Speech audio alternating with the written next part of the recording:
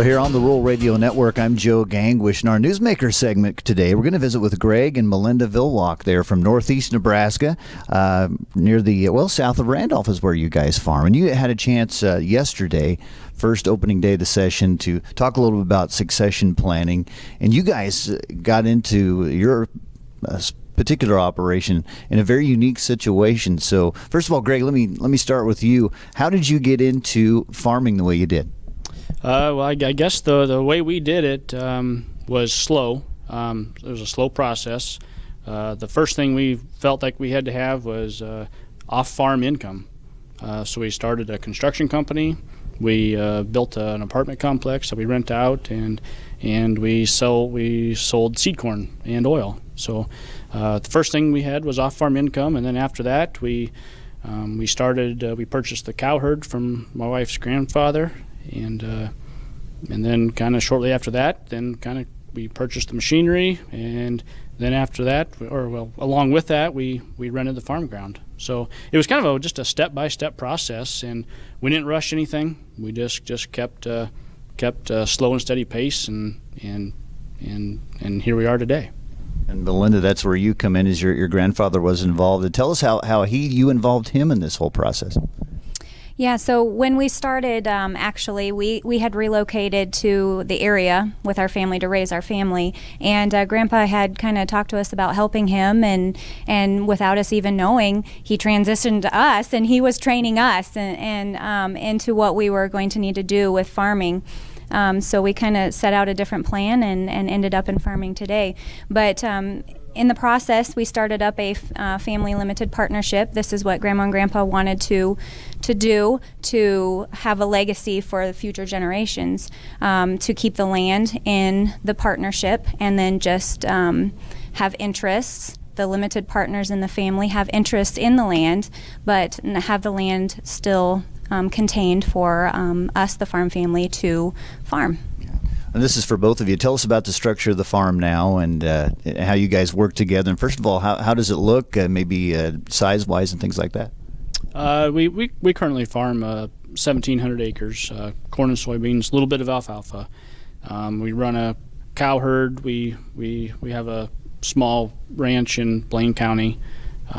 We feed out a few cattle. So and that's one thing Grandpa, he taught us early on. He says, you got to be diversified. So I guess we took that to heart, and we feel like the more diversification we can add to the operation, the better off we'll be. Yeah, and you do a good job working together, don't you, Malinda? Yep, we work together every day, and whatever he's doing, I'm doing, whether we're planting or right now we're calving. And so that's a big adventure with the weather and everything, but we do everything together. Yeah, well, it's a great story, and every succession is going to be unique, but kind of talk about how it materialized for you guys, and what made you want to get started in the farm business, and maybe a little bit about how the succession took place. What made us want to get involved, I guess, maybe it was in our blood, or I like working with my hands. I like working outside. I like working with my family, with my kids.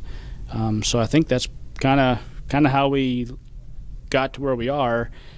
And then I know Malinda, she just was talking about how her grandfather had this kind of, it's like he had it planned out before we even knew what he was planning for us. He picked us and he trained us to take over what he was doing. Malinda, what are maybe some things that you would do over again that worked well when you guys worked through this process? Well, like Greg said, we started out small. We bought the cow herd from my grandfather. We purchased the hay equipment. We started haying, and that would go well with our cattle. And we really started, that was about 3 years before we started row crop farming. We learned a lot during that amount of time. We dabbled in a little bit of the feedlot. We raised our own calves and put them in the feedlot and fed them out. So we got a little taste of that, and marketing and all of that. So it was really a slow process. Then we started with the row crops in 2006 and just put it all together, and it's just really a well put together plan for us. So it's like they say, if you fail to plan, you plan to fail. Yeah, correct. And it's really a lifestyle that, for us and our family, we wanted the kids to grow up in a small school like we did. We wanted to live in the country. We didn't set out to be farmers, but we really love it, and we wouldn't change anything. Oh, that's great. And maybe for people that are listening to this, thinking about succession planning, what are some things maybe you do different, some of the stumbling blocks you try to avoid? I guess some things to do, or just to make sure you do, maybe not do different. Not saying we did it all how it was supposed to be, but just make sure you start. If you never start, you're never going to get to. You might not get to that chance to pass the farm to another generation, whether it be a family member or a neighbor that helps you out when you need help. And I think that one of the things that Grandpa would always say was, you can make mistakes as long as you can pay for them. So we made mistakes. Everybody makes mistakes, but we learned from those mistakes, and it made us stronger, and we just kept going forward and making changes. And every day on the farm is a challenge, is to change the weather, the markets, the cash rent, the values of land. Everything is inputs. I mean, every day is just a surprise, and you just roll with the punches. Yeah, that seems to be the beauty of this type of operation, and you're even venturing into looking at a ranch in central Nebraska for your cow herd, so that's something exciting too. Yeah, we're very excited about that going forward. We was getting to the point where pasture was hard to come by. In our area, if it could grow corn, it got planted to corn. So we had we loved the livestock. The kids have their own cows. Really was not an option for us to sell the livestock, so we bought some grass. Yep, rolled with the punches. We have a daughter that's 14. Her name is Addison, and a son that's 12, and his name is Caden. And they are with us with day-to-day operations, all the time. They are really involved.